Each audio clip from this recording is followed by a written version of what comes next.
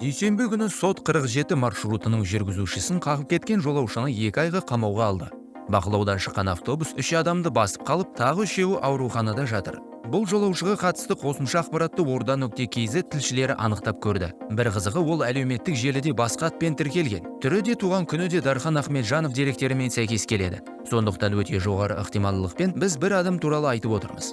Бұл Дархан Ахметжанов, ол 32 жаста. Журналистер тауып алған профильді жариялаған мәліметке сүйенсек, ол Алматыда мектеп бітірген, Семейде қызмет еткен. Адам бойындағы ең басты нәрселерді мейірімділік пен адалдық деп санайды. Фотоға қарағанда оның кем дегенде бір баласы бар. Естеріңізге сала кетейік, оқиға орнынан қашпақ болып, балаға асығып бара жатқанын айтты.